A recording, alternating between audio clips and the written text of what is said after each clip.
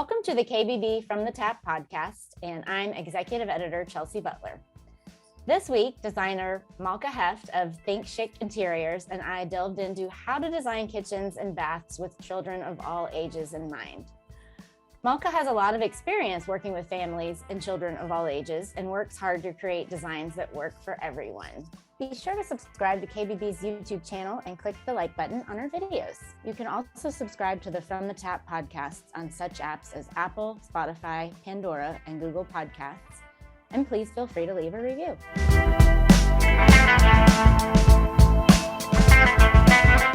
So welcome, Malka, and thank you so much for joining me. Thank you for inviting me. Absolutely. So let's get started. Maybe you can talk to us a little bit about how you got into this kind of specialty niche of designing for families with children of all ages. I think it just happened because I have young kids. So, I started my business when I was 8 months pregnant with my third, which sounds crazy as it is. But I think, clients with kids were drawn to me because of that, because I understood where they're coming from and what they actually need. It just happened. Yeah. So you kind of become your own expert in that kind of stuff. Yeah. Sure. Yeah. I guess I would have been surprised to hear if you didn't have kids and this was a specialty of yours. Right. Like, how did you get there? So talk to me a little bit about how many projects like this you've completed. Is this something that's kind of like every project you do involves this, or? It's not every project, but I think the majority of my clients have little kids. And even when kids are older, you still need to cater to them. It's not the same as a couple living alone at home or grandparents at home, especially now. But even before everyone spends so much time at home, there's wear and tear in certain areas, and you need to know where they are according to the ages of the kids. So I would say that 90% of the kitchens I design, 90% of the bathrooms I design are all catered to families. Okay, that makes sense. So, what are the questions that you ask your clients to determine what they need to accomplish for themselves and also to keep the children in mind? I guess it may have something to do with the ages, like if they're really little kids and older kids, but just, in general, how do you get to the bottom of what could be really useful for them? I think the first question I ask them is how they cook. Because even before the kids, I want to know how they move around their kitchen. What do they like using? Do they use the garbage can more? Where do they want their kids to sit? Where are their kids doing homework right now? Right? I want to know where the kids want to hang out and how active they are as part of the household. Part of it is just observing them and really getting to know the family as a family and seeing how they move around in their house in order to be able to build that, to build this kind of kitchen, to create something that helps them. So if a family has kids that really like cooking, I will make sure that there's a way for them to reach the countertops. And I know that sounds funny, but having a step stool sitting around is a tripping hazard. So we need to make sure that there's a place to actually hide that little step stool so they can get out and climb up on it. And then we go into countertops, right? What kind of countertops do you use when kids are cooking? And when it's a busy household and you just want to take something out of the oven and put it straight on the counter. Mm-hmm. What do you use? Right? What do you use if you want to cut your vegetables on the countertop? I know it sounds weird, but people do like doing that. So, and that's part of what I try understanding with them, because even though marble is everywhere right now, it's horrible for kids. Right. I feel like it's horrible for a lot of things that you want to do on the surface. That's true. That's true. And when people tell me they like marble, I ask, well, do you like to cook? Right. If you don't, that's totally fine. But families with kids need to cook. Do you want it to look really beautiful, or do you want to use it? Right. And you could get to beautiful without marble. We're seeing marble everywhere and I love marble, but you can use quartzite, which is fabulous, or you can use porcelain, which I think has just evolved so much that it actually looks like natural stone, but it really gives you everything you need for a kitchen when done right. So you said you kind of, so how much time do you spend? Like, do you actually ask to come over and kind of see how they're interacting for a meal in their kitchen? So not interacting for a meal, but I really hang out with my clients. Mhm. And we talk about it. We talk, I'll sit there and I'll look, they'll open their drawers before we kind of redo the kitchen so I can see what's in their drawers right now to see what needs to change. I have a client right now that she washes the dishes in the sink, but then she puts them into the dishwasher to dry because she doesn't like leaving dishes out on the counter. So now that we're building and we're making her a new kitchen, we are going to create a drying drawer for her that will just go straight into the drain. But now I know that that's what she likes doing, and I will make sure that she has something for that and that she still has her dishwasher so she doesn't have to utilize it for drying dishes. So I need to be there. I need to be there and speak to them. Even just sitting down and having a cup of coffee with them, you kind of see what they're doing, Mhm. and speaking to the kids when they want to.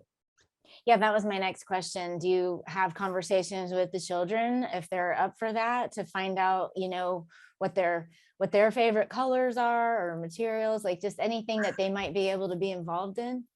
I got burned with that a few Yeah. times.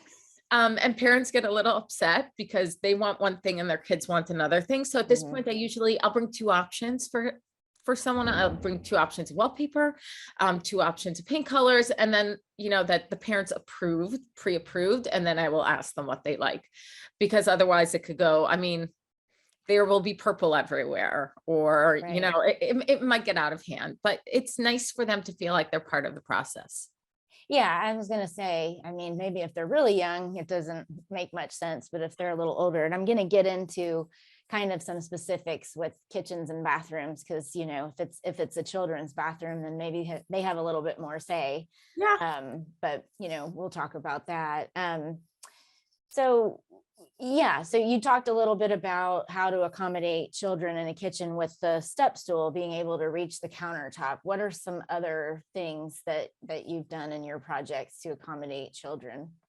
So Revishelf has this great pull down shelf that I've been using a lot. And not only for children, by the way, for short people too. Not everyone's tall enough to reach the uppers without a step stool, right? So this Revishelf shelf comes in a few sizes. Anyone can buy them online and install them in their cabinets, but it's basically you just pull down the shelf. So you can usually, even with a step stool, a child can reach the first shelf, but they still can't get to the top one. But once they can reach that first shelf, they can just pull it down. So it comes down almost to counter height, which is fantastic because now they have access to all those cups and bowls that they couldn't reach before, right? They could take their own breakfast. Now we're talking about taking their own breakfast. So any cabinet that pulls out, instead of having to open a door and kind of looking deep inside, it pulls out, they can see everything there. Again, they can grab their own breakfast. They can grab the snack. They don't need to constantly rely on adults to do this for them. It's unbelievable. The other thing I did in one of these kitchens with it, which I thought was really fun, was just creating a new fruit basket underneath the counter. So instead of having fruit all over the place and never knowing where to place them, there's a fruit drawer and it's right underneath the counter. Just open it up and take whatever you want. And it came out gorgeous. And the last thing I'll mention is if there is a coffee area or a breakfast area that's closer to the breakfast room, it is nice to have everything they need there, meaning just so they don't have to travel too much around the kitchen to try finding what they need. So the pantry with the cereals should be right there next to the breakfast nook. If you have room for a little refrigerator, have milk in it, have yogurts, everything you need for that breakfast. It just works out better. And again, try having everything under counter height. So we've talked a lot about accommodating children in the kitchen, which is a room that's shared by the whole family. And I'm sure there are some primary bathrooms that are designed with having some of the children use those too. But I guess I'm more concerned with if you're actually designing a bathroom that's kind of specifically for the children. Do they have more of a say in that project if it is for them in terms of colors and things like that? So somewhat, I think what I've learned along the years is that bathrooms for kids should stay as neutral as possible, because you can always dress them up with towels, with different accessories, even some artwork, but we want these bathrooms to grow with them. So if I made a bright pink bathroom that really works for the 5-year-old, when she turns 16, she will not want it anymore. And I would like things to last. So I really, I give them a say, but the say is for the accessories, and really, really trying to keep it neutral. I actually feel like when kids are older, then they can have a say, because they're already kind of established with their point of view, and then they do actually pick quite a lot. I'll sit with them, I'll bring the tile, all the samples will be, the entire meeting would be with them, actually. Yeah, that makes sense. And that's what I was going to ask about, some more of the specifics. Like, I feel like adults definitely have more organizational needs than a child does with, their different grooming products and, just, we deserve that kind of stuff, right? In the Yes, bathroom. yes. Children, it's probably a little easier, but I mean, I remember growing up not having anything like this, like having any kind of accessories inside the cabinets to accommodate any products. There's like, throw everything in there and there it is, so I guess there's a little bit more of that to take into consideration for children as well. Yeah, there is. I mean, especially if I've been doing a lot of Jack and Jill bathrooms lately. So you need to always keep in mind, there are 2 kids sharing this bathroom. They really need a lot of space, and each child should have their own drawer. So yes, they usually don't get 2 sinks. The bathrooms are not as big as primary bathrooms, but I still try having enough drawers for kids to have their own space to put things. I know that when they're young, they won't be using it. When they're older, absolutely be using it. So very important. So you talked a little bit about different materials, kind of not having marble if you're really working in the kitchen, especially with kids. But talk a little bit more about the maintenance and durability aspect of things that you need to keep in mind when designing with children, like obviously surface materials and things like that. So, and we're talking about bathrooms. So I would say that in general, my rule is the less grout, the better. Mhm. Adults will clean up after themselves, kids will not. So that means that the grout will start changing color just because it's getting dirty. That means that on the floor, I'll always try using porcelain if possible. Make sure that the surface is matte, but also has some texture to it, right? So anything smooth is a slipping hazard. Again, kids are not careful. I Mhm. will never, ever, ever use a gloss or high gloss in a bathroom floor. Very careful with that. And then for the shower, that is the only place I do want a lot of grout. So shower floors, I want as much grout as possible, again, so they don't slip. They're not as careful. Same thing. Walls, if someone really loves marble, I have no problem with it. Marble on the walls of a shower, I feel comfortable with. But again, I prefer porcelain or ceramic just because it is a kid's bathroom and I don't know how much they will maintain it.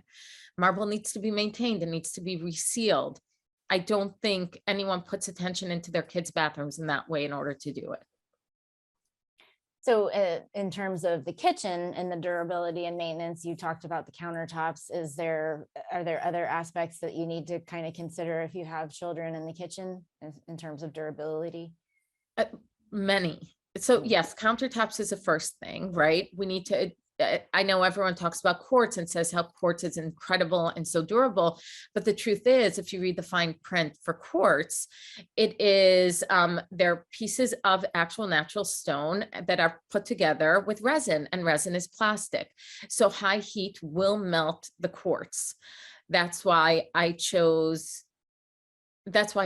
and I still choose porcelain. And you need to use a porcelain that you know and you trust, and you need a fabricator that really knows how to use it.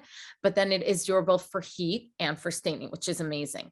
The other thing I like doing is when we decide what color we're painting the kitchen, staining the kitchen, I would always recommend to stain the island. I know it sounds a little weird, but people are sitting at the island and kids just keep on kicking They keep on kicking that island and it starts chipping when it's paint. Stain will not chip just because it's stain. It actually penetrated into the wood and it's part of the wood. So if you don't want to have chipping a few years in, stain would be the best option as far as I'm concerned.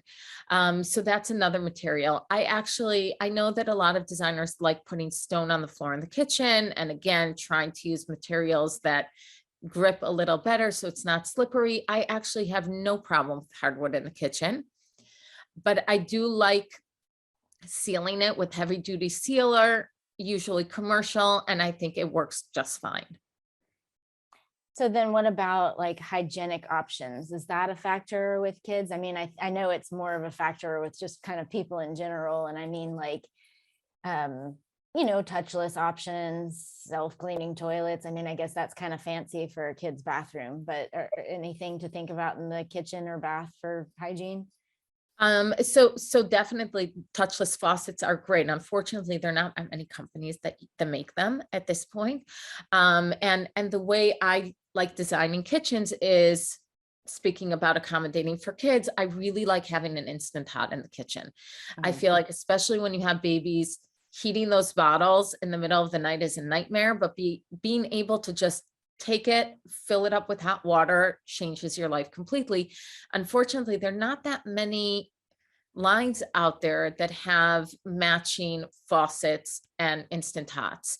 So the kind of that set, right? Instant hot, I check if you're a righty or a lefty. If you're a righty, I'll put the soap dispenser on the right. The faucet would be in the middle, and then the instant hot would be on the left. It's hard to find a match. There are very few companies that do it. And only one of those companies makes the touchless. Yeah, I saw Incinerators exhibit booth at KBIS a few weeks back, and they actually have introduced a line of instant hot faucets or whatever dispensers, and they're in all different styles and finishes, and so they may match, maybe not perfectly to what you already have, but they're pretty close. I try using them when I can, because it's a great product. Yeah. And I'm kicking myself right now because there's definitely a manufacturer out there who's doing touchless bathroom faucets for residential. Well, Delta and Brizo make them. Yeah. Okay. And there are companies that are now trying to match the colors of Delta and Brizo, because they have some colors that are unusual. I really like using Newport Brass and California Faucet. Neither of them have a touchless. Hopefully they'll come out with one soon. I think their styles are beautiful. They make instant hots. They make the duo with cold and hot. I think they're great. I'm a little reluctant to use, again, cold and hot when I'm designing for kids, because I'm always scared that a child will just press the wrong button. Right. It kind of freaks me out, but if the family wants it, I'm fine with it. So is there like a project or two for children that have really stood out to you that you can share with us? I think I actually designed a kitchen there's porcelain everywhere. And I love it. I love the fact that the porcelain has a texture to it that feels like natural stone. It's a decked in porcelain. I love that they wanted to make sure everything was cleanable. So we actually used stainless steel sinks and then put an apron over it with the porcelain. Again, same story. So the cabinet maker just cut the cabinet, but it is not an apron sink. The hood is covered with porcelain as well. So easy to clean. The backsplash is porcelain. It's just porcelain everywhere, and it doesn't look cold. It looks warm and inviting because of the other colors in the kitchen. And it's super fun. And we put all those little gadgets inside: hidden step stool, pull down shelves, fruit baskets, just anything you can think of is in that kitchen. And it's really fun.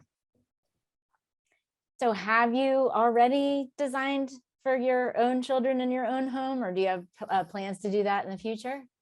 Right now, I'm working on a pool. Okay. And I will say that even in the pool, I'm trying to accommodate children. So I have a step at 4 feet deep, going all the way around the pool, so kids always have a place where they can just stop and stand. And I thought that was really fun because they can also stop and talk to other people that are outside the pool, but it feels a little safer to me to have it. And I'm sure it was done in the past somewhere, but that was kind of my little addition. Or even in a spa, kind of accommodating different heights for kids so they can actually sit in the spa instead of having the water just reach their chin. So those are the little things that I tried thinking of, as well as making sure that, again, the surfaces are not slippery and not too hot. And I guess I'm obsessed with porcelain because I did not use bluestone. I used porcelain there as well, because it doesn't get hot, and bluestone does. Okay. Awesome. Well, good luck with that, with your pool. That seems like a pretty huge undertaking, but I really appreciate sharing all your tips for designing for children of all ages and all that good stuff. And I can't wait to hear, what you'll be doing in the future. Thank you. Thank you so much. And thank you for inviting me.